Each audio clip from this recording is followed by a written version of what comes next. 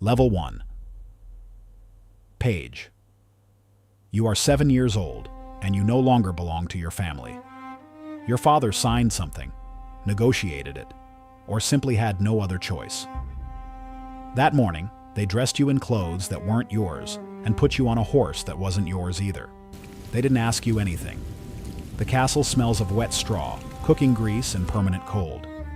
You sleep in a room with 7 or 8 other boys your age, all with the same expression of not quite understanding where they are. Your job is not to learn how to fight.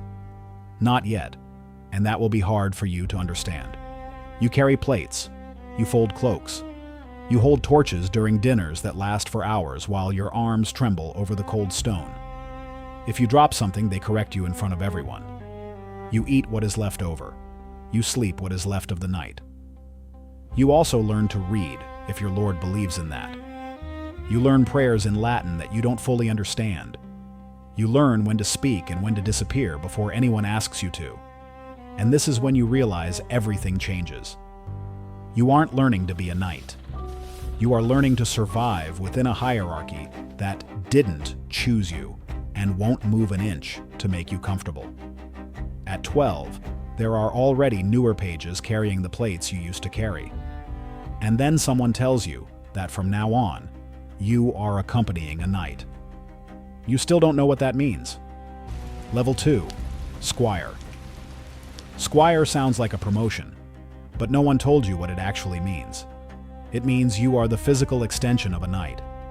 His shadow, his extra burden, his tool in any condition, regardless of the weather or what you've eaten that day. He wakes you before dawn. You train with a wooden sword until your arms stop responding. When you think you're finished, you start with the lance. When you can no longer handle the lance, you ride for hours until your thighs are rubbed raw. You also carry his armor. A full suit of armor can weigh between 25 and 30 kilos. You clean it, you maintain it. You grease every piece so rust doesn't destroy it. If something fails in the field due to your neglect, that responsibility has physical consequences. The first real conflict has no rules of engagement. There is mud, screams you can't understand, and a fear that isn't a thought. It's visceral, settled in your stomach and your hands. You have to learn to move within it, because stopping can kill you. Over time, your knight stops looking at you as a burden and starts looking at you as something useful. In this world, that is almost a compliment. One day, without anyone announcing it, you realize you are no longer the boy who arrived with fear and someone else's clothes. You are someone who knows the smell of war and did not run away. That was just the beginning. Level 3, Knight. The ceremony lasts less than you imagined. One knee on the ground, a flat sword on each shoulder, a phrase in Latin. And suddenly, you are a knight. There is no music.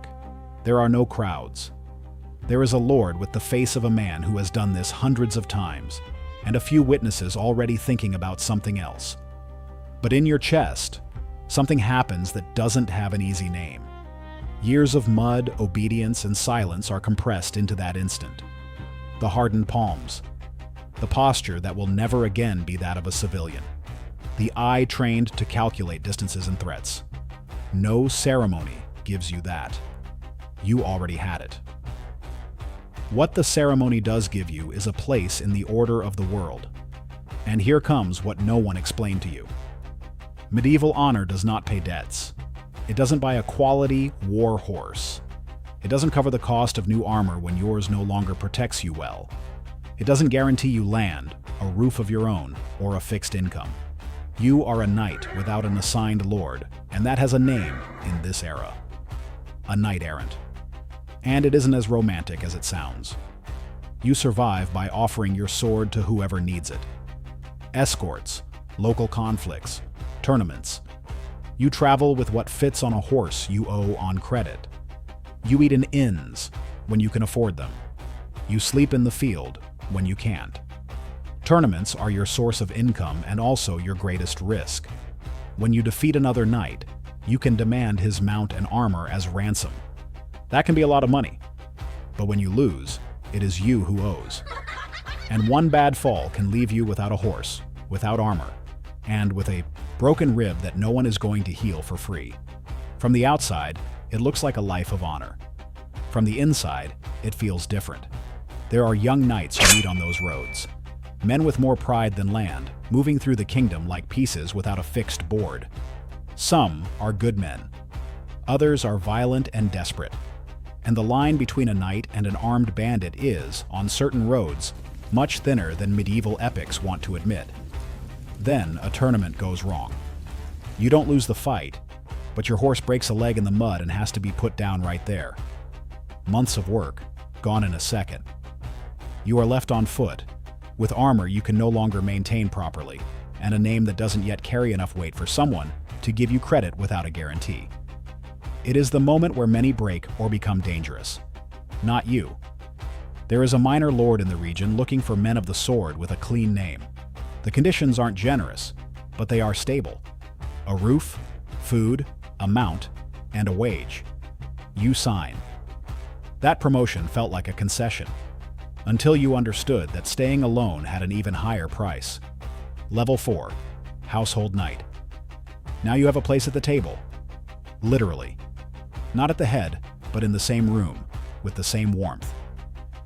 In the medieval hierarchy, that is no small detail. It means you belong to a house with real weight. Your lord is a calculating man. Not cruel, but generous, out of strategy, not affection. You learn to read him before he speaks. When he accepts advice, and when he doesn't. When it's better to speak, and when it's better to be the man who knows how to stay silent at the exact right moment. That intelligence, which no combat training taught you, begins to be worth as much as your sword. You start commanding common soldiers, and you discover something no one told you. Commanding is harder than fighting. Fighting requires body and reflexes. Commanding requires others to believe you are capable, even when you yourself aren't sure. Your lord asks you to represent the house in a land dispute. You sit across from an older man who studies you with the coldness of someone who has seen young knights try to act bigger than they are. You don't pretend. You speak little, presenting the position without embellishment. That night, your lord places you at his right during dinner. Nothing more. But everyone in the room sees it. You still don't know what's coming. But when it arrives, you won't be alone. Level 5, Knight Banneret. The day they hand you the banner, no one explains the true weight of what you are receiving. On the battlefield, that banner says where you are. And where you are, those who follow you are too. If they die because of a poorly given order, you carry that. If they hesitate because they don't trust you, they might die, and so might you. Leadership in medieval war has no margin for learning in peace. The first campaign under your banner is a siege that lasts weeks. Mud, up to your knees on every guard shift. Men who lose the edge of discipline when days turn into weeks without action. Inside the enemy castle, the defenders start eating rats, then boiled leather. It's not legend. It's the cold calculation of how many days a body can hold out before the will to resist gives way. The castle surrenders before you have to storm it. You enter with your men, order that there be no looting beyond what was agreed, and manage the surrender. You return with almost all your men. One died of fever during the siege. Not by the enemy, because of the cold and the contaminated water of the camp. That death weighs in a way that battle does not, because against an enemy, you can do something. Against a man's fever in a muddy tent, very little. That is also the banner, the part no one puts in heroic tales.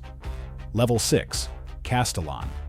They give you a castle, not so that it belongs to you, but so that you defend it. If that castle falls while you are in command, your name falls with it. Permanently. You learn every weakness of those walls as if they were your own. The cracks in the north tower. The well that gives less water in summer than it should. In case of an attack, every weakness of yours is an opportunity for the enemy. The life of a Castellan is not just military. You manage provisions, supervise repairs, mediate conflicts between the garrison and the civilians of the town. There are days when you don't touch a sword, yet you are making decisions that weaken the fortress more than any external force. The siege arrives in the 3rd year, not as a warning, as a dawn. One day the horizon has smoke where there shouldn't be any. There is no time to process. There is time to act. You ration water and food from day 1 because no one knows how long this will last. You walk the walls at night because the men need to know their Castellan doesn't sleep while they stand guard. It isn't heroism. It's management of others' fear. The siege lasts 41 days. When the enemy retreats, the walls are still standing. All the walls. But 41 days of permanent tension leave a mark that isn't on the skin. It's in how you sleep afterward, in how it takes time for you to trust again that the horizon is just the horizon. Level 7. Barren. Now the land is yours. And that changes something you haven't quite measured yet. For the first time in your life, you have something to lose that isn't yourself. Villages, families, harvests that depend on your decisions without being able to choose or remove you. The title comes with concrete obligations. Troops you must provide, taxes you must manage, local justice you must dispense. In your territory, you are the visible law. And politics begins to be as dangerous as war.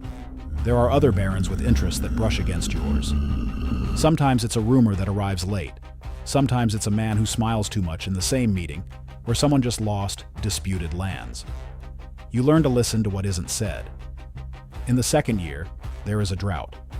The crops fail, and the taxes you owe don't wait for the weather. You have to decide. Do you push your people to the limit, or do you absorb part of the cost with your own reserves? The decision you make at that moment defines what kind of lord you are. Your people don't forget it, one way or the other. Before, there was only the next step, the next threat. Now, you are the banner, and you still don't know what that will cost when power moves up one more step. Level 8. Count. At this level, the most dangerous war is not fought with swords. You are a count. Your name is no longer just recognized in your region, but in courts where you have never set foot. There are messengers who arrive with seals you don't know. There are alliance proposals wrapped in courtesy that hide conditions that only appear if you read them twice, and calmly. Your territory is now a piece on a much larger board than the one you could see when you were a squire. Medieval noble intrigues are slow, patient, and lethal. There are no armies appearing on the horizon. There is an advisor who starts answering too quickly to questions no one asked him. There is an alliance proposed from another house that, if you accept it, brings you closer to greater power, but also binds you to a loyalty that could turn against you at the least convenient moment. There are men who flatter you, and who are simultaneously flattering the one who could replace you.